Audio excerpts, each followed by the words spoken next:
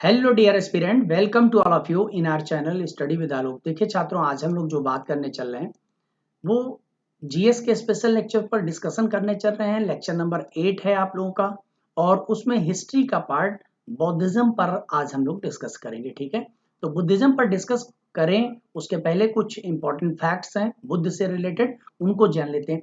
आप सभी लोगों को पता होगा एक छोटी सी इवेंट्स जो किसी व्यक्ति के जीवन में परिवर्तन ला देती है। ठीक है, वो इवेंट क्या थी कि सबसे पहले इन्होंने एक वृद्ध व्यक्ति को देखा। जैसे आप अपने जीवन में किसी व्यक्ति को देखते हैं, एक सिंपल सा व्यक्ति, ठीक है, फिर आपने फिर और उसके बाद में फिर वो तैयारी करते करते फिर कैसे कैसे आगे बढ़ता।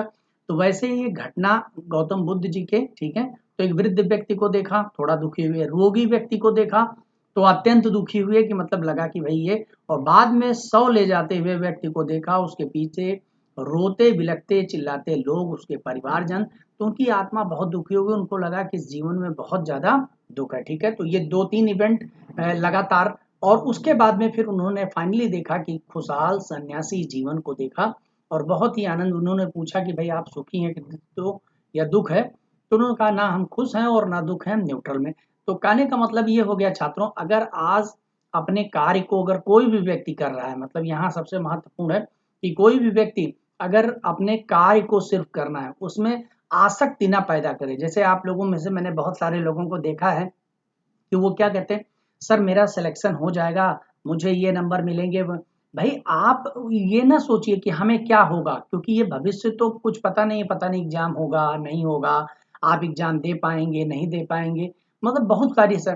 केवल इतना ध्यान रखिए कि जो काम करने बैठे हुए हैं छात्रों, काम करने का मतलब हो गया आज आप पढ़ने बैठे, पूरे मन के साथ में पूरी प्रतिबद्धता के साथ में लेक्चर की एक एक बातों को सुनना, उनको नोट करना। अगर आपको लगता है इस लेक्चर के दौरान कोई चीजें छूट रही हैं, तो छात्रों आप सब लोगों के पास में इंटरनेट है, मोबाइल है, उनसे ले करके, और थोड़ी बहुत चीजें अगर आपको लगता है तो वो आप एडिशनल भी वहां पे नोट कर सकते हैं। या समटाइम्स हम लोग पेपर देते हैं, ठीक है, आपको टेस्ट पेपर भी कराते हैं, तो टेस्ट के दौरान भी कोई नया क्वेश्चन आ गया, अब अचानक से आप नाराज हो गए, सर ये वाला क्वेश्चन तो आपने पढ़ाया नहीं था और पूछ कैसे लिया। तो आप नहीं पढ़ाए तो कोई बात नहीं, ठीक है, आप उसको वहीं पे जा करके उसको नोट कर लीजिए। वैसे भी छात्रों ज्ञान की कोई सीमा, अगर वास्तविक ज्ञान है तो ज्ञान की कोई सीमा नहीं है। हम चाहे जितना पढ़ा दें और आप चाहे जितना पढ़ लें, लेकिन ये ज्ञान अनंत है और ये चलता ही रहता है। ठीक है, बस हमें क्या है, एक स्टैंडर्ड वे में पढ़ना है कि अगर हम इतना पढ़ लेते हैं तो हमारे लिए खुद ही फीलिंग अंदर से होने लगे कि नहीं भाई हमने मेहनत किया हुआ है। ठीक है,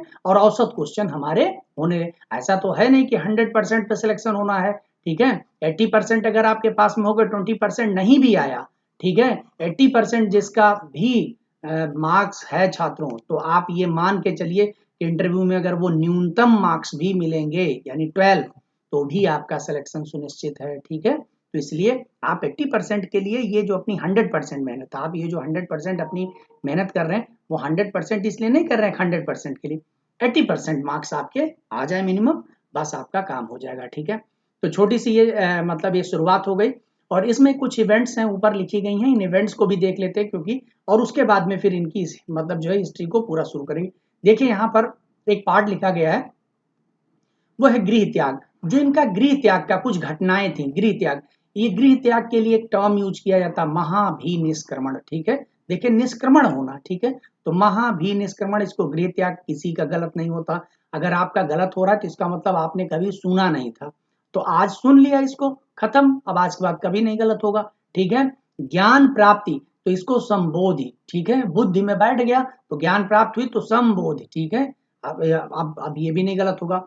उपदेश प्रदान करना, जो प्रथम उपदेश दिया था वो धर्म चक्र परिवर्तन। ठीक है, प्रवर्तन लिखा रहता है, धर्म चक्र परिवर्तन, इसका मतलब पहली बार धार्मिक बातों को, उपदेश को देने का काम किया।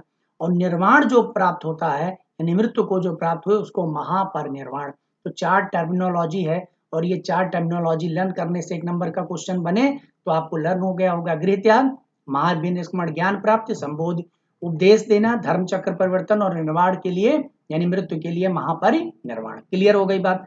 चलिए एक छोटा सा और भी पार्ट है, उसको भी देख लेते हैं। इनके कुछ घटनाएं, जब इनका जन्म हुआ था तो जन्म को कुछ प्रतीकों से जोड़ा गया है। ठीक है, वो प्रतीक को भी हम फोकस करते हैं। सबसे पहले गर्भ का जो प्रतीक है वो छात्रों हाथी है। ठीक है, इनके जो जन्म का प्रतीक है वो कमल है, तो गर्भ का प्रतीक हाथी, जन्म का प्रतीक कमल, यौवन का जो प्रतीक है वो सांड है, गृह त्याग का जो प्रतीक है वो घोड़ा है, घोड़े से गए थे चेटक से। उसके बाद में फिर जो है ज्ञान का जो प्रतीक है वो पीपल या बोध वृक्ष कहते हैं छात्रों। तो ये ध्यान रखना है, बोध वृक्ष का मतलब पीपल हो गया, ठीक है। जैसे गौतम बुद्ध जी को पीपल वृक्ष के नीचे ज्ञान प्राप्त हुआ था, ठीक है, जो निरंजना नदी जिसको पुनपुन नदी कहते हैं। और जबकि जो स्वामी जी, मैंने कल आप लोगों को पढ़ाया था कि स्वामी जी महावीर स्वामी यानी जैन धर्म के, तो उनको ऋजुपालिका नदी के किनारे और उसके बाद में उनको वट वृक्ष के नीचे यानी कि बरगद वृक्ष के नीचे ज्ञान प्राप्त हुआ था। ये कंपैरेटिवली बहुत कंफ्यूज करता है, लेकिन आप बार बार सुन रहे हैं तो हमें नहीं लग रहा है गलत करने का कोई चांस होना चाहिए। और निर्वाण का मतलब अभी मैंने बता दिया, मृत्यु प्राप्त करना, उसके लिए पद चिन्ह रखा है। और जो प्रथम उपदेश दिया था उसका जो सिंबल यानी प्रतीक था वो चक्र था, ठीक है। तो मोस्ट इंपॉर्टेंट। और महापरिनिर्वाण, निर्वाण के बाद एक महापरिनिर्वाण आता है, तो महापरिनिर्वाण के लिए स्तूप का प्रयोग किया गया। तो ये इसके सिंबल्स हैं, इनको लर्न करके रखिए, यहाँ से कोई ना कोई क्वेश्चन आपको मिल सकता है, ठीक है। मैंने बताया था कि जो जीएस का पार्ट इसमें पढ़ रहे हैं वो बिल्कुल डेडिकेटेड और फैक्चुअल बेस उठा करके क्वेश्चन को सीधा सीधा रखता है। आपको आता है तो 1 सेकंड में मार देंगे, ठीक है, टिक मार दिया। और नहीं आता तो दिन भर बैठ के सोचेंगे तो नहीं हो पाएगा, ठीक है। बस ये है, ये मैथ नहीं है कि इसमें दिमाग लगाना, बस आ गया आपको और कौन सी चीजें तारतम्यता से आपको बैठाने की जरूरत है। अब हम लोग बात करेंगे बौद्ध धर्म, ठीक है।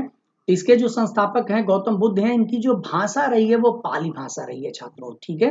मैंने जैसे बताया था कि जैन की भाषा प्राकृत है, वैसे इनकी पाली भाषा है।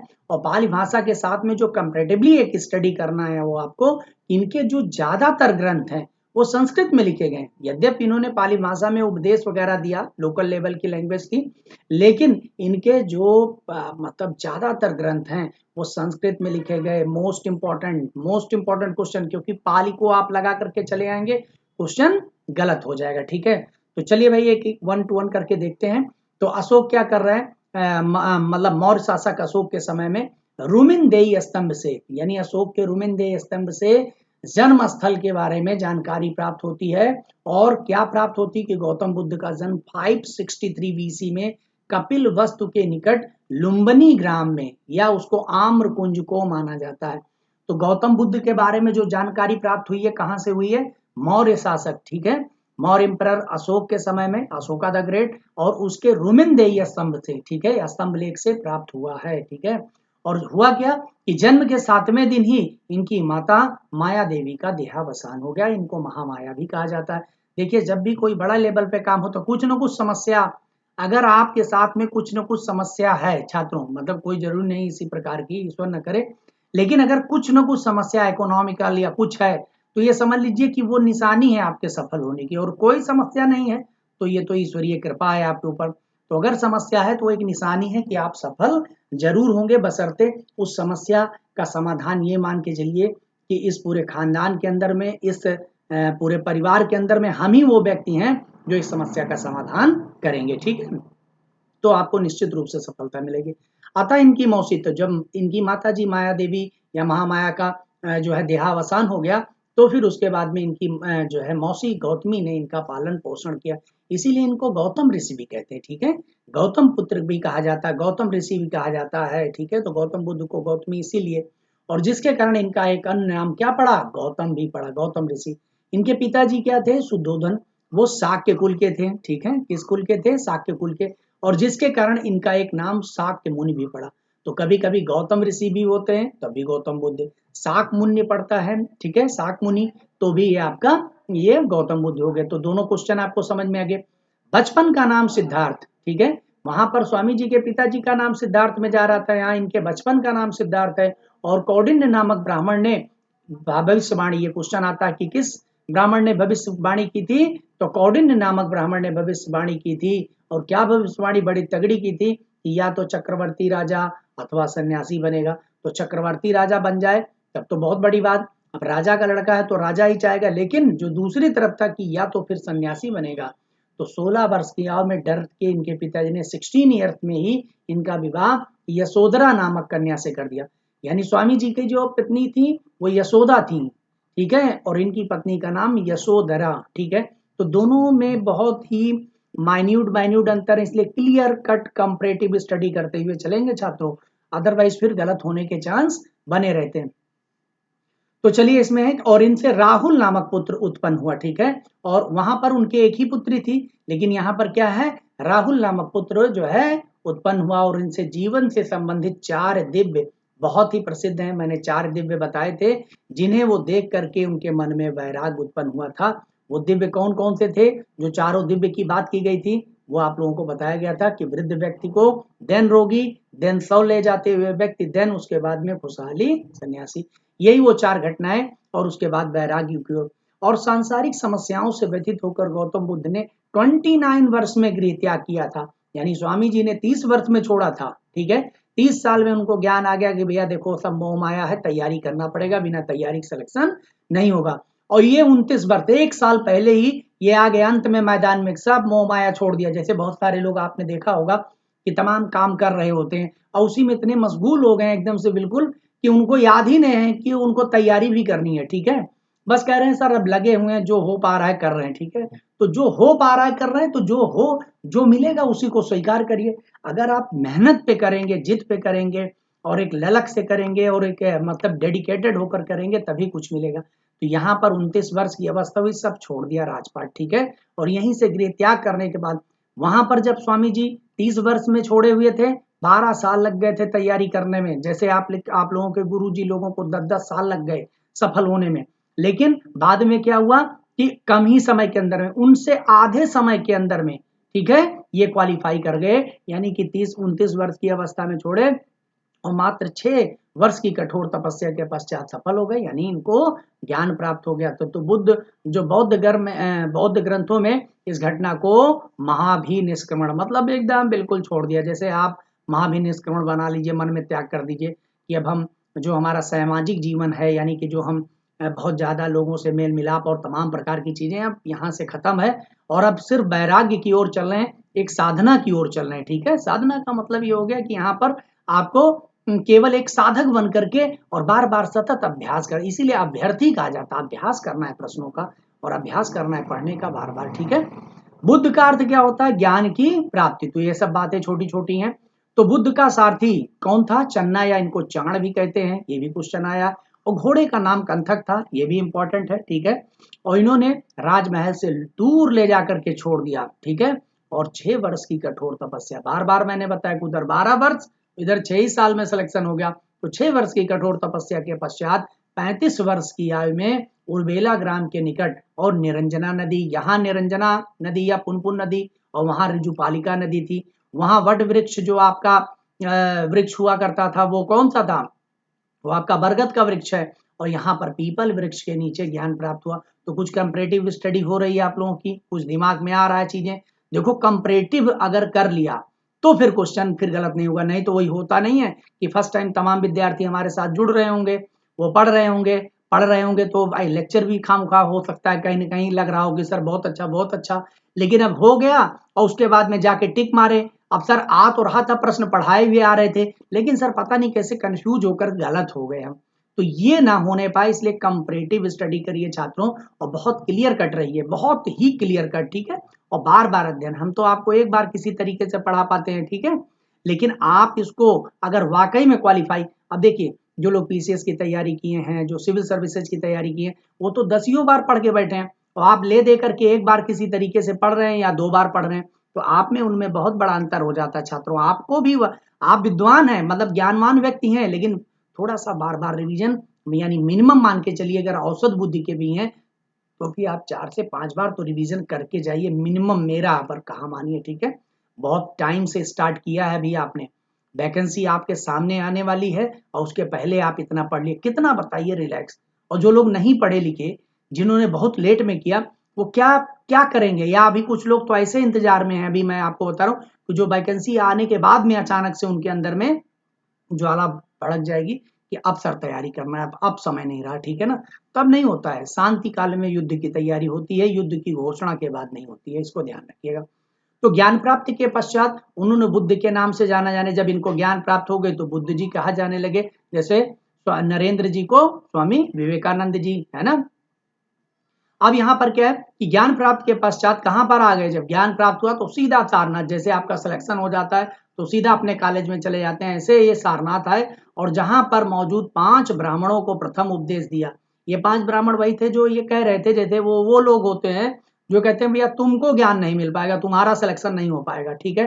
तो सबसे पहले उन्हीं लोगों को जाकर के मिष्ठान खिलाया कि भाई देख लो अब सेलेक्ट हो गए, ज्ञान खुल गया, ठीक है। तो प्रथम उपदेश दिया और इस घटना को बौद्ध घर में जो बौद्ध ग्रंथ है उसमें धर्म चक्र परिवर्तन कहा गया कि देखो हमने परिवर्तन कर दिया, ठीक है। तो ये आपका हो गया पहला पॉइंट। दूसरी चीज है कि गौतम बुद्ध के शिष्यों में कौन कौन आ रहे हैं, आनंद है, उपाल है, सारिपुत्र हैं, जीवक हैं, देवदत्त हैं जो उनका चचेरा भाई, ये कहानी आपने सुना भी होगा, अजात शत्रु है, ठीक है, प्रसेनजीत हैं, सुनीत, बिंबसार, ये जो हैं ये सब मतलब जो है बिंबसार वगैरह भी इनके प्रमुख जो है शिष्यों में रहे हैं। और इसमें जो सबसे प्रिय शिष्य रहा, देखते रहे कि बहुत सारे शिष्य होते हैं गुरुओं के और निजी सहायक जिनसे वो हमेशा हेल्प भी लेते हैं सहायक, वो हैं आनंद जी, ठीक है, जिनका नाम पूरा है आनंद महाकश्यप, यानी आनंद जी की बात को आनंद महाकश्यप जी से बड़ा प्रेरित थे। तो अभी तक क्या था कि संघ बना हुआ था, उस संघ के अंदर में महिलाएं नहीं है, लेकिन आनंद जी के प्रस्ताव पर, आनंद महाकश्यप के प्रस्ताव पर गौतम बुद्ध जी ने संघ में महिलाओं के प्रवेश की अनुमति प्रदान की। तो मोस्ट इंपॉर्टेंट है कि संघ में महिलाओं को प्रवेश करने के लिए किसने प्रस्ताव पारित किया या किसने रिकमेंडेशन किया, आनंद। वैसे जब ये बात गौतम बुद्ध जी से उन्होंने कहा कि सर ऐसा है कि गौतमी जी हैं, नंदा हैं, यशोधरा हैं, आपकी पत्नी देखिए त्याग किया, नंदा जी है जो आपको खीर उर खिलाती थी, गौतमी जी है ना जो आपकी मौसी हैं, अरे इन लोगों को सर ज्ञान दीजिए, लोग क्या ज्ञान न ले, इन लोगों को भर्ती करिए इसमें संघ में। तो उन्होंने कहा था कि ठीक है आप इसमें भर्ती कर लीजिए, लेकिन इस संघ की आयु आधी हो जाएगी। तो ये स्टेटमेंट दे दिया था बाबा, अपने तरीके से दिए हुए थे। लेकिन यहाँ पर मतलब ये है कि ये जो रिकमेंडेशन किया था आनंद और आनंद जी की बात को, आनंद महाकश्यप जी की बात को गौतम बुद्ध जी नकार नहीं पाए। अब इसमें क्वेश्चन जो आपका बनता है कि संघ में प्रथम 3 महिलाएं या प्रथम महिला कौन थी, तो प्रथम महिला कौन थी, गौतमी, सेकंड नंबर पे कौन आ गई, नंदा, और थर्ड नंबर पे कौन आ गई, यशोधरा। और तीनों के बारे में आप जान गए, यशोधरा पत्नी थी, गौतमी इनकी मौसी जी थी, और नंदा जब ये त्याग मतलब कर रहे थे, जब 6 वर्ष की कठोर तपस्या कर रहे थे, उस दौरान इनको खीर वगैरह खिलाने का मतलब जो है कार्य कर रही थी, ठीक है। तो चलिए भाई ये सब चीजें धीरे धीरे जानकारी ही बचाव है। अगला इसमें कह रहे हैं कि बुद्ध ने अपने जीवन के सर्वाधिक उपदेश कौशल देश की राजधानी श्रावस्ती में दिया। मोस्ट इंपॉर्टेंट लगातार पूछा जाने वाला क्वेश्चन है कि सबसे ज्यादा उपदेश कहां पर दिया, तो श्रावस्ती में। मोस्ट इंपॉर्टेंट क्वेश्चन हो गया, ये आएगा। और जीवन का सर्वाधिक समय कहां पर व्यतीत किया, कौशाम्बी में। तो समय कहां पर दिया, कौशाम्बी में। सबसे ज्यादा समय कहां पर व्यतीत किया, कौशाम्बी में, वर्षा काल वगैरह कौशाम्बी में। और सबसे ज्यादा उपदेश कहां पे दिया, श्रावस्ती में। श्रावस्ती क्या है, कौशल देश की राजधानी, जो कौशल है अवध वाला क्षेत्र, कौशल की राजधानी श्रावस्ती थी, और जो इसकी द्वितीय राजधानी थी वो साकेत, ठीक है। साकेत महाविद्यालय का नाम सुना होगा, अयोध्या। चलिए अब देखिए अगले पॉइंट पर बात करते हैं। 80 वर्ष की अवस्था में, ठीक है, अपने शिष्य के यहाँ चले गए, चुंद लोहार के यहाँ, ठीक है, और वहां से पावा पहुंचे, ठीक है, यहाँ पावापुरी पहुंचे, और वहीं पर सूकर माधव खाने के कारण इनको अतिसार यानी डायरिया हो गया, और डायरिया से पीड़ित होने के कारण पावापुरी से वो कुशीनगर चले आए। कहाँ पे चले आए, कुशीनगर है, और यहीं पर सुभद्र को अंतिम उपदेश दे करके 80 वर्ष की अवस्था में, ठीक है, 80 वर्ष की अवस्था में कुशीनगर में ही इनकी मृत्यु हो गई, अर्थात महापरिनिर्वाण को प्राप्त किया। कभी कभी ये क्वेश्चन पूछ लिया जाता है छात्रों कि कितने वर्ष की अवस्था में, तो 80 वर्ष की अवस्था में प्राप्त किया था, और 483 ईस्वी में, ठीक है, कभी आगे नीचे लिखा हुआ मिलेगा। तो 483 बीसी यानी 483 ईस्वी पूर्व में 80 वर्ष की अवस्था में महान। और बुद्ध जी की, अब यहाँ पर एक क्वेश्चन आता है कि इनकी जो मृत्यु है, ठीक है, जो पंच तत्व में विलीन हुए, वो बौद्ध धर्म में इसको महापरिनिर्वाण कहते हैं। तो मोस्ट इंपॉर्टेंट उसको कहा क्या जाता है, उसको महापरिनिर्वाण कहा जाता है। और मृत्यु के पूर्व बुद्ध ने कहा था कि सभी वस्तुओं का विनाश होता, कहा ये जितनी भी चीजें हैं, जितना भी हो सके खुशी खुशी त्याग करने के लिए सोचिए, क्योंकि जो आया है वो जाएगा, इसलिए उत्साह पूर्वक मुक्ति का प्रयास करो, ठीक है। तो अगर ये स्टेटमेंट पूछा जाए कि सभी वस्तुओं का विनाश होता है, अतः उत्साह पूर्वक मुक्ति का प्रयास करिए। ये क्या है कि बौद्ध धर्म इस चीज। दूसरी चीज है कि बौद्ध धर्म छात्रों पुनर्जन्म पर विश्वास करता है। तो एक चीज है कि यहाँ पर जो कॉन्सेप्ट एक बड़ा निकल करके आता है कि कॉन्सेप्ट क्या किस तरीके से कि ये पुनर्जन्म में विश्वास करता है। पुनर्जन्म यानी व्यक्ति आता है पुनर्जन्म, लेकिन ये आत्मा को नहीं मानता छात्रों। अनीश्वरवादी है, अनात्मवादी है। ये बड़ा इंपॉर्टेंट है, बहुत ही कंट्राडक्टरी है, ठीक है। यानी ये अनात्मवादी है, अनात्मवादी। तो इसको ध्यान रखना, इसीलिए ये थोड़ी सी इनकी फिलॉसफी भी यहाँ कंट्रोवर्सी करती है, या इसको हम अनीश्वरवादी कहते हैं, ठीक है। यानी ये ईश्वर को नहीं मानते, कहते हैं बुद्ध जी ईश्वर है, ये सब सारी चीजें जो आप करते हैं, ठीक है, और आत्मा को भी नहीं मानते। तो ये आत्मा और साथ ही साथ में ईश्वर, इन दोनों को नहीं मानते हैं, लेकिन पुनर्जन्म को मानते हैं। तो ये एकदम क्लियर कट कर लें, क्योंकि जब ये क्वेश्चन आता है कि अनात्मवादी हैं कि आत्मवादी हैं कि अनीश्वरवादी हैं कि ईश्वरवादी हैं, है ना, ऐसा करके क्वेश्चन पूछ लिया जाता, आस्तिक हैं कि नास्तिक हैं, तो ये नास्तिक में आ जाए। अनीश्वरवादी ईश्वर को मानने का काम नहीं करते, कहते बुद्ध जी हैं, जो जीवन है यही आपका, यही सार है, ठीक है। तो इसको आप ध्यान रखने की कोशिश करें, लेकिन पुनर्जन्म को मानने का काम करते हैं, ठीक है। क्लियर हो गया। चलिए अगला देख लेते हैं। कुछ क्वेश्चन के माध्यम से भी कोई डाउट आउट रहेगा तो क्वेश्चन जब पूछा जाता है तो बिल्कुल क्लियर कट कर देगा। त्रिरत्न, बुद्ध में त्रिरत्न है, ठीक है। कौन कौन से त्रिरत्न है छात्रों? यहाँ पर बुद्ध, धम्म और संघ, यहाँ पर त्रिरत्न है। बुद्धम शरणम गच्छाम, धम्मम शरणम गच्छाम, संघम शरणम गच्छाम, यहाँ पर है। और सबसे बाद में लिखा जाने वाला जो बौद्ध ग्रंथ है वो वाम सात पाक्सिनी है, ठीक है। वाम सात पाक्सिनी, ये सबसे लास्ट में लिखा गया। गुरु जी की बात होती है, किनके, बुद्ध जी के गुरु कौन थे? तो अलार कलाम जी का नाम आता है, ठीक है, ठीक है। जैसे अब्दुल कलाम जी का नाम आता है, वैसे अलार कलाम बुद्ध जी के गुरु थे। लेकिन जो इनके रियल गुरु, कभी कभी रियल गुरु करके ऐसा डिटेल्ड क्वेश्चन पूछ लेता है, तो रुद्रक पुत्र कलाल, ठीक है, रुद्रक पुत्र कलाल, इनको माना जाता है इनके रियल गुरु। अब देखिए यहाँ पर धम्म की बात की जाती है। बुद्धम शरणम गच्छाम, धम्मम शरणम, बुद्ध के द्वारा जो उपदेश बनाए गए, जो नियम बनाए गए, उनको धम्म कहते हैं। तो जो उपदेश और नियम बनाए गए उनको धम्म कहते हैं। संघ का मतलब क्या होता है कि जो बुद्ध द्वारा नियम और उपदेशों के प्रचार प्रसार करने के लिए संघ का गठन किया गया। और बौद्ध संघ ये गणतंत्रात्मक प्रणाली पर आधारित था। गणतंत्रात्मक मतलब क्या होता है? जहां पर प्रेसिडेंट चूज किया जाता है, जैसे अपने यहाँ गणतंत्र है, डेमोक्रेटिक रिपब्लिक है। तो डेमोक्रेटिक रिपब्लिक का मतलब, रिपब्लिक मतलब हो गया कि राज्य का मुखिया, संघ का मुखिया, वो क्या होगा? इलेक्टेड होगा, नॉमिनेटेड नहीं होगा, अर्थात उसको चुनाव। संघ में प्रवेश पाने के लिए गृहस्थ जीवन का त्याग करना पड़ता था और कम से कम 15 वर्ष की आयु का होना आवश्यक था, कि आप 15 वर्ष की आयु से नीचे हैं। और साथ ही साथ में उसमें जो चोर हैं, बदमाश हैं, इन सब लोगों को कतई उसमें मतलब जो है कोई मतलब बिल्कुल भी छूट नहीं थी। या जो मतलब जिनके ऊपर कर्जे वगैरह हैं उनको सबको भी बिल्कुल जो है छूट नहीं थी। माता पिता की आज्ञा के बिना कोई भी व्यक्ति संघ में प्रवेश नहीं पा सकता था। अस्वस्थ व्यक्ति नहीं पा सकता, विकलांग व्यक्ति नहीं प्राप्त कर सकता, ऋणी व्यक्ति नहीं प्राप्त कर, सैनिक नहीं प्राप्त कर सकता, दास नहीं, ये सब संघ में प्रवेश से वर्जित थे। और प्रारंभ में महिलाएं भी थी, लेकिन आनंद जी के कहने पर उनका आगमन कर लिया गया, उनको अनुमति दे दी गई। और संघ के अनुयायियों को भिक्षु और जो महिलाएं थी उनको भिक्षुणी कहते थे। प्रारंभ में संघ में महिलाओं का प्रवेश वर्जित था, लेकिन फिर क्या हुआ? सीक्वेंस से वही गौतमी, नंदा और यशोधरा, इन तीनों लोगों को शामिल किया गया। अब हम लोग बौद्ध साहित्य की बात करेंगे, बौद्ध लिटरेचर। तो बौद्ध साहित्य को त्रिपिटक कहा जाता है छात्रों, ठीक है। क्या कहते हैं? त्रिपिटक कहा जाता है। और किसमें लिखा गया है त्रिपिटक? पाली भाषा में लिखा गया है। कौन कौन से त्रिपिटक हैं? सुत्त पिटक, विनय पिटक और अभिधम्म पिटक। मोस्ट इंपोर्टेंट, सुत्त पिटक में क्या है? धर्म और उपदेश से संबंधित। विनय पिटक जिसमें आचार विनय अर्थात दैनिक नियमावली, और अभिधम्म पिटक जिसमें बुद्ध के दर्शन। ये तीनों क्वेश्चन लगातार पूछे जाते हैं छात्रों, इसको आपको रटना पड़ेगा चाहे जैसे करके। सुत्त का मतलब ये हो गया कि जहां पर धर्म उपदेश। विनय पिटक मतलब जैसे व्यक्ति विनयशील रहता है तो हमेशा रहता है, तो दैनिक नियमावली। और अभिधम्म पिटक का मतलब ये हो गया जहां पर बुद्ध दर्शन से संबंधित है। तो ये आपको क्लियर हो गया होगा कि इसमें कैसे कैसे चीजें जुड़ गई हैं। और उसके बाद में बौद्ध धर्म अनीश्वरवादी और अनात्मवादी है, किंतु पुनर्जन्म में विश्वास रखता है। तो बौद्ध धर्म अनीश्वरवादी है, अनात्मवादी है, किंतु पुनर्जन्म में विश्वास रखने का काम करता है।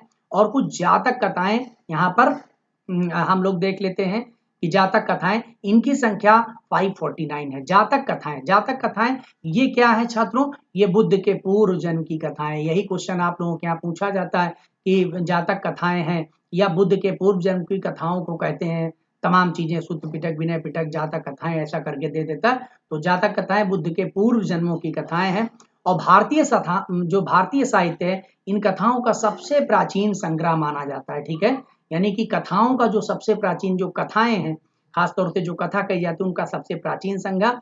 और यह मूल रूप से भी पाली भाषा में लिखा गया, यानी जो सूत्र पिटक, विनय पिटक। तो इसमें छात्रों अब हम लोग देखते हैं आगे चल करके कि अब बुद्ध धर्म के अंदर में फूट पड़ जाती है आगे चल करके। ठीक है, और ये दो पार्ट में डिवाइड हो जाता है। एक हीनयान जिसको कहते हैं स्थाविर, जो मतलब रिजिड थे, और दूसरा एक महायान यानी जो फ्लेक्सिबल थे, अर्थात समय के अनुसार बदलते। तो हीनयान का अर्थ होता है निम्न मार्ग, अर्थात हीनयान के समुदाय के लोग जो है वो बौद्ध धर्म को वास्तविक रूप में बनाए रखना चाहते थे। ऑर्थोडॉक्सियन किस्म के थे। क्या नहीं करते थे? मूर्ति पूजा नहीं करते थे, यानी मूर्ति पूजा में विश्वास नहीं था। बाद में तो बुद्ध की मूर्ति बनने लगी छात्रों, सबसे पहले मूर्ति ही बुद्ध जी की बनी। तो मूर्ति पूजा में विश्वास नहीं करते थे। इनके अनुसार मनुष्य के कर्मों से ही मोक्ष प्राप्त होती है, यानी ये जैसे गीता कहता है कि जिस प्रकार के कर्म करेंगे उसी प्रकार के आपको फल मिलेंगे, बिल्कुल सीधा सीधा। यानी ये बिल्कुल कर्म और फल की बात करते थे। और बिल्कुल जो विज्ञानवाद है निकल करके आता, शून्यवाद और विज्ञानवाद छात्रों, ये जो दोनों चीजें निकल करके आई हैं वो कहीं ना कहीं बुद्ध दर्शन से ही निकल करके आई हैं। ठीक है, तो यहाँ पर ये आता है मोक्ष प्राप्त। और इनके सभी ग्रंथ पाली भाषा में हुए हैं। और हीनयानियों का जो प्रचार, जो हीनयानी रहे हैं, वो ज्यादातर साउथ इंडिया में, यानी दक्षिण भारत, श्रीलंका, बर्मा, थाईलैंड, ठीक है, कंबोडिया, यहाँ सब जो है इनका प्रचार प्रसार हुआ। तो ये बहुत ही इंपॉर्टेंट है, इस पे लगातार क्वेश्चन पूछा जाता है, इसको आपको ध्यान रखने की जरूरत पड़ेगी। साउथ इंडिया में किसका, हीनयानियों का प्रचार प्रसार रहा या महायानियों का रहा, तो इसको आपको ध्यान रखना पड़ेगा। इसमें जो एक चीज आप यहाँ पर देख रहे हैं, कंबोडिया, ये भी बड़ा फेमस लेवल का रहा है। ठीक है, कि अगर कभी कभी क्वेश्चन पूछ लिया जाता है कि जो इंडोनेशिया वाला पार्ट है छात्रों, यहाँ पर एक बोरोबदूर है। ठीक है, सबसे बड़ा मंदिर है, यहाँ पे मैं लिख दे रहा हूँ, जो बोरोबदूर। ठीक है, बोरोबदूर का जो गौतम बुद्ध स्तूप है, ठीक है, बौद्ध स्तूप जो बना हुआ है, ये बोरोबदूर, ये कंबोडिया में है। ठीक है, कंबोडिया में, तो कंबोडिया यानी इंडोनेशिया के पास में। ठीक है, इंडोनेशिया जावा के पास में बोरोबदूर है, और ये सबसे विशाल स्तूप है। ठीक है, तो बोरोबदूर बौद्ध स्तूप ये खास तौर से इंडोनेशिया में है, जावा के पास में, और ये सबसे विशाल स्तूप है। ठीक है, तो इसको ध्यान रखिएगा। और ये सब किनका है? ये सब हीनयानियों से जुड़ा हुआ है, ये सब मोस्ट इंपॉर्टेंट है। अब देखिए यहाँ पर इन्होंने किए धातु के सिक्के। ठीक है, सिक्के सर्वप्रथम 5वीं 6वीं शताब्दी में जो है चलाए गए थे। बुद्ध काल में इन्हें पंचमार्क या आहत सिक्के, तो जब ये 5वीं शताब्दी ईस्वी पूर्व कहा जाता था छात्रों, जो धातु के सिक्के थे। ठीक है, तो जो धातु के सिक्के पहली बार जो चलाए गए थे वो यही थे। ठीक है, चांदी के सिक्के कुछ हुआ करते थे जिनको पंचमार्क या आहत सिक्के कहा जाता था। ये बात मैंने पूरी बताई हुई थी। ठीक है, और ये बात उसमें कि ब्राह्मण धर्म में स्त्रियों और शूद्रों को यज्ञोपवीत संस्कार से दूर रखा गया था। और यही वो कारण था कि जब इनको दो वर्गों में, बौद्ध धर्म में जोड़ करके समाज में गहरा प्रभाव, समाज ने क्या किया, इन दोनों लोगों को जोड़ने का काम किया। और यज्ञोपवीत संस्कार स्त्रियों का भी और इसमें बुद्ध का भी, इनका भी मुंडन संस्कार हो करके स्त्रियां और शूद्र, और ये क्या करते थे, ये ज्ञान प्राप्ति का कार्य करते थे। यही कारण है कि बौद्ध धर्म का प्रचार प्रसार बहुत तेजी से हुआ। ठीक है, अब हम लोग बात करेंगे महायान की। तो महायान में क्या है, महासांगिक कहते हैं, यानी महायान का जो शाब्दिक अर्थ होता है उत्कृष्ट मार्ग। ठीक है, हीन मार्ग नहीं है, उत्कृष्ट मार्ग। ये लोग बौद्ध धर्म के प्राचीन आदर्शों के साथ साथ समय के अनुसार परिवर्तन और सुधार भी चाहते थे। ये लोग बुद्ध को देवता मानकर उनकी पूजा भी करने लगे, यानी अभी तक जो मूर्ति पूजा नहीं थी, अब वो बुद्ध को ही पूजा करना शुरू कर दिए। और बुद्ध की पहली मूर्ति का निर्माण प्रथम शताब्दी में मथुरा कला में हुआ। मोस्ट इंपॉर्टेंट क्वेश्चन कि बुद्ध की जो पहली मूर्ति थी, पहली मूर्ति का निर्माण कब हुआ था? 1st सेंचुरी में हुआ था, प्रथम शताब्दी में। किस कला में? मथुरा कला में हुआ था। और इसमें बुद्ध को क्या दिखाया गया? शांत दिखाया गया, बिल्कुल एकदम शांत दिखाया गया। जबकि गांधार कला, जो गांधार कला है जिसमें लाल बलुआ पत्थर पर सफेद छींटे रहती हैं छात्रों, गांधार कला ये महायानियों की विशेष मतलब जो है, ज्यादातर जो मूर्तियां बनी वो गांधार में बनी, मूर्तियों को मुस्कुराते दिए। तो गांधार में क्या हुआ, गांधार में बुद्ध को मुस्कुराते हुए दिखाई दिया गया है, और जबकि जो यहाँ पर मथुरा कला थी उसमें बुद्ध को शांत दिखाया गया। दोनों क्वेश्चन मोस्ट इंपॉर्टेंट, ध्यान रखिएगा। और ज्यादातर जो मूर्तियां बनी वो गांधार कला में ही बनी है, ठीक है, इसको याद रखिएगा। तो महायानियों के जो 4 तीर्थ थे कौन कौन थे? लुम्बिनी, जहां पर उन्होंने जन्म लिया था, बौद्ध गया यानी जहां पर उनको ज्ञान प्राप्त हुआ, सारनाथ जहां पर प्रथम उपदेश दिया था, और कुशीनगर जहां पर उनको महापरिनिर्वाण प्राप्त हुआ था। तो ये चारों स्थान आपको लर्न करके रखना है, क्योंकि मैचिंग करने के लिए आता है और बहुत ही इंपॉर्टेंट क्वेश्चन है, ठीक है। उसके बाद में देखिए कि महायान के सर्वाधिक ग्रंथ जो है वो संस्कृत भाषा में, हीनयानियों के जो सर्वाधिक ग्रंथ थे वो पाली भाषा में थे, लेकिन जो महायानियों के सर्वाधिक ग्रंथ आए वो संस्कृत भाषा में, जबकि महायानियों का सर्वाधिक जो प्रचार प्रसार हुआ वो Uttar Bharat, China, Tibet, Japan, Korea, इधर जो ऊपर नॉर्थ साइड में है उधर महायानी हो गए, और हीनयानी जो है साउथ साइड में हो गए। इसको लर्न करके रखना। बौद्धों के विश्वास के अनुसार गौतम बुद्ध का अगला अवतार मैत्रेय नाथ के रूप में हुआ, मैत्रेय को माना जाता, तो मोस्ट इंपॉर्टेंट, इसको भी ध्यान रखिएगा। 4 बौद्ध संगीतियां हुई थी छात्रों, ये चारों बौद्ध संगीतियां लगातार पूछी जाती हैं, इसलिए इनको आपको ध्यान रखना ही होगा। तो अब हम लोग बात करते हैं प्रथम बौद्ध संगीत, ये 483 में यानी 483 बीसी में हुई थी, ईस्वी पूर्व में हुई थी, अजात शत्रु के शासनकाल में। यानी किसके शासनकाल में? शासक कौन था? अजात शत्रु हुआ करता था। और ये क्या थे? राजगिरी, ठीक है, राजगिरी या सप्त ऋषि गुफा भी इसको कहा जाता है। तो सप्तपर्णी गुफा या सप्त ऋषि गुफा राजगिरी में हुआ था, और इसके अध्यक्ष कौन हुआ करते थे? महाकश्यप, ठीक है। तो अध्यक्ष कौन थे? महाकश्यप। क्या काम किया गया था वो विशेष रूप से जान लें कि जो बुद्ध के उपदेशों को सुत्त पिटक में रखा गया था, ठीक है, और विनय पिटक, सुत्त पिटक जो बुद्ध के उपदेश थे वो सुत्त पिटक तथा विनय पिटक में अलग अलग, यानी अगर हम सीधा सीधा यहाँ पे लिख दें सुत्त और विनय, पिटक नहीं लिख रहे हैं, सुत्त प्लस विनय, ये दोनों पिटक हैं, तो सुत्त प्लस विनय पिटक को अलग अलग रचनाएं कब की गई थी? प्रथम बौद्ध संगीत में की गई थी। मोस्ट इंपॉर्टेंट हो गया, आप इसको ध्यान रखिएगा। दूसरी चीज है द्वितीय बौद्ध संगीत की बात करेंगे 383 में, ठीक है, 383 ईस्वी पूर्व में हुई थी, कालाशोक के शासनकाल में हुई थी। कहाँ हुई थी? वैशाली में हुई थी। और अध्यक्ष कौन थे इसके? इसको सब्बा कामी, ठीक है, या इसको श्रवण कुमार भी लिखा रहता है, लेकिन यहाँ पे हम आपको लिख दे रहे हैं सब्बा कामी, ठीक है। तो यहाँ पे नाम लिख दे रहे हैं सब्बा कामी। तो सब्बा कामी या श्रवण कुमार, ठीक है, ऐसा लिखा रहता है, ठीक है। और यहाँ पर जो काम हुआ था द्वितीय में, तो द्वितीय में क्या हुआ? 2 भाग में डिवाइड, द्वितीय 2 से द्वितीय, 2 से 2 भाग में डिवाइड। कौन कौन सा? वही अस्थाविर और महासांगिक, यानी हीनयान और महायान में फूट जो पड़ी थी, हीनयान महायान में जो फूट मतभेद हुआ था वो किस में पड़ा हुआ था?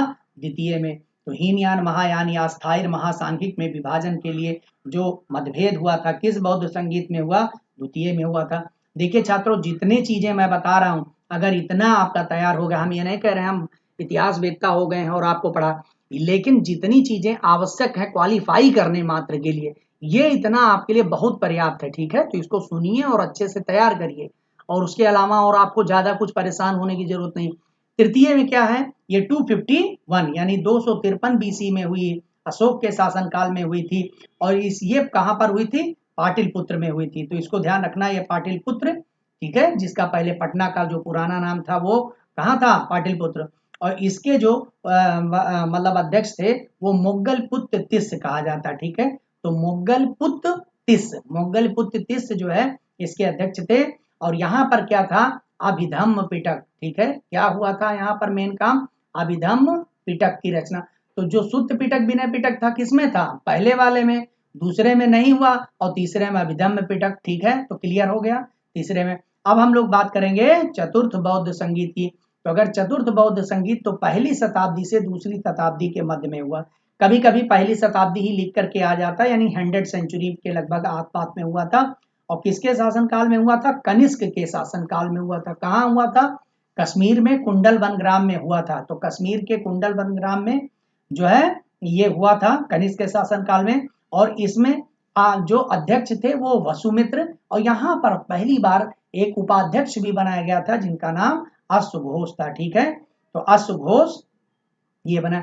अब यहाँ पर क्या है? विभास शास्त्र नामक टीका का संकलन किया गया था। तो ये याद रखना है आपको कि विभास शास्त्र नामक टीका का संकलन किया गया था। ये ज्यादा इंपॉर्टेंट नहीं, लेकिन जो सबसे ज्यादा इंपॉर्टेंट ये है हीन यान और महायान का विभाजन हो गया।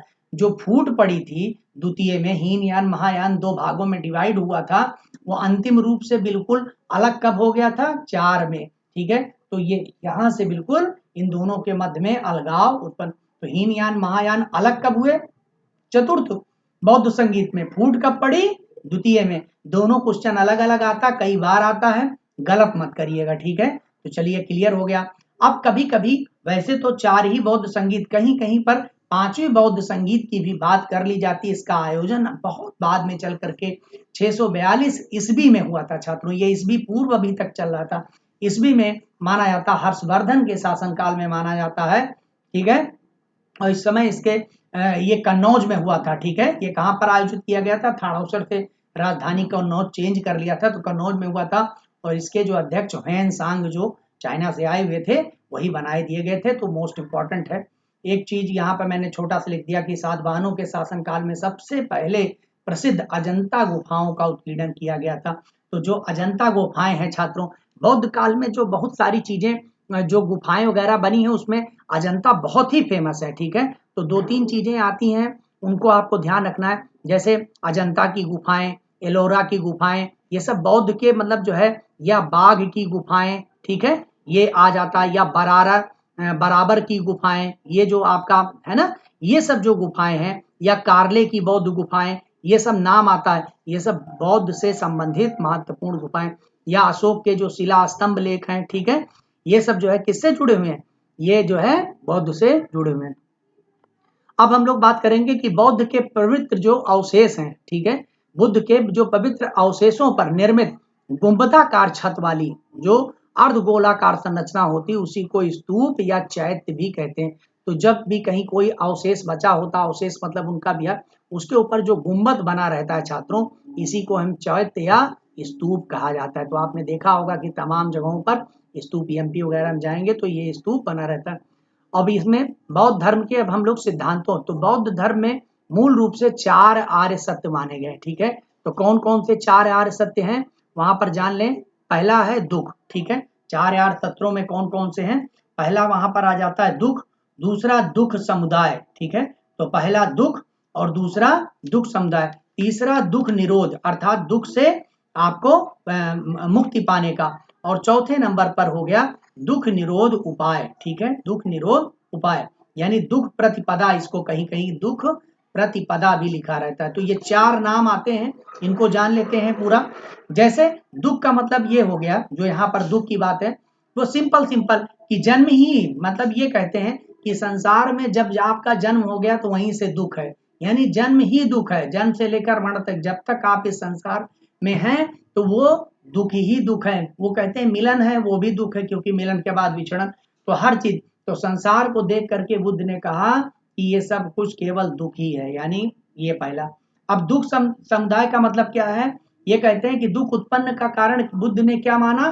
तृष्णा को माना। ठीक है, ये जो हम लोग तृष्णा रखते हैं, यानी किसी चीज के अंदर में जो लालच होती है ना, जो उसके प्रति आसक्त की हमारा है, अपना है, ये जो भाव उत्पन्न होता है, इसी को उन्होंने 12 कारण दुख उत्पन्न होने के कारण, इसी को द्वादश सिद्धांत भी कहा जाता है छात्रों। ठीक है, तो दुख के कितने?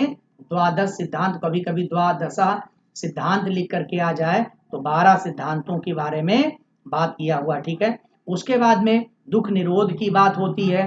दुख निरोध के अंतर्गत कि दुख है तो ठीक है, लेकिन दुख का निवारण संभव है। दुख का निवारण निश्चित रूप से संभव, क्योंकि जब उन्होंने सन्यासी को देखा था तो बड़ा ही मस्त मौला हो गया था। तो उन्होंने कहा कि अगर तृष्णा, यानी अगर अपनी इच्छा को अगर आप त्याग दीजिए, तब आपको दुख नहीं होगा। जब आप ये मान के चलेंगे कि ये मेरा है, ये तेरा है, और हर चीज में अपनी डिजायर बहुत ज्यादा होगी, तो जितनी ज्यादा डिजायर होगी उतनी ही ज्यादा आपको कष्ट भी होगा। और दुख निरोध के उपाय में उन्होंने अष्टांगिक मार्ग बताया हुआ था, 8 मार्ग बताए हैं। ठीक है, वो कहते हैं कि जो अविद्या है, जो आपके अंदर में अविद्या अज्ञानता है, अगर इस अज्ञानता को दूर कर लीजिए अष्टांगिक मार्ग के माध्यम से, तो क्या होगा?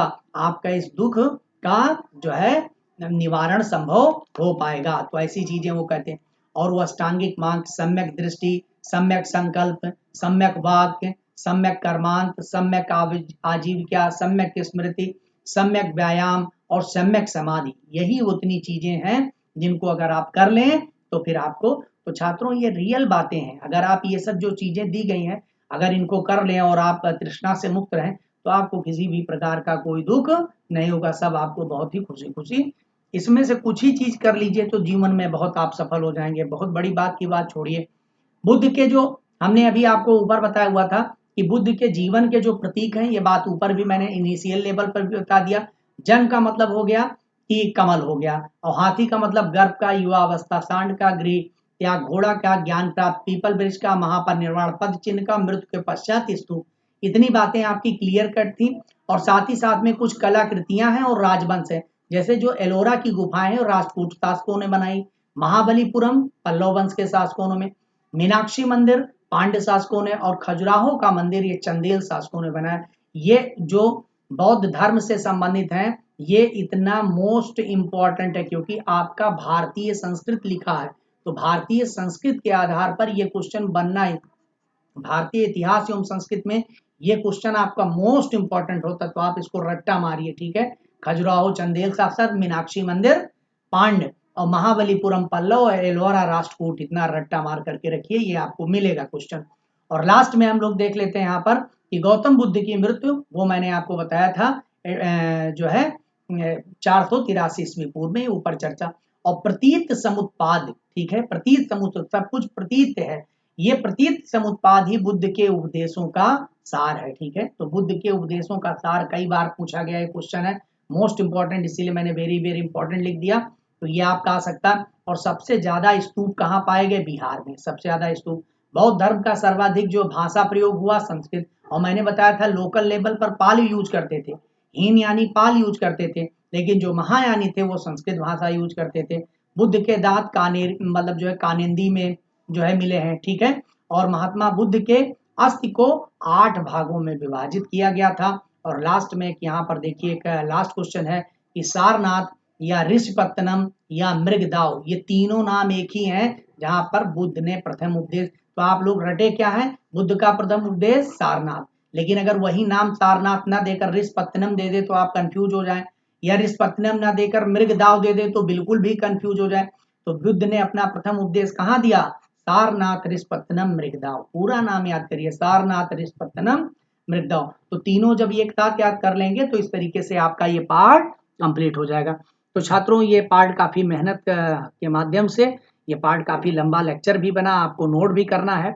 और हमें आशा है कि आप अगर इतना मैटर अगर इसको कंप्लीट कर देते हैं, और थोड़े बहुत कुछ क्वेश्चन भी हम आपको देंगे, और इन क्वेश्चनों को कंप्लीट करने के पश्चात आप अंतिम रूप से जो है इसकी तैयारी आपकी हो जाएगी। धन्यवाद छात्रों।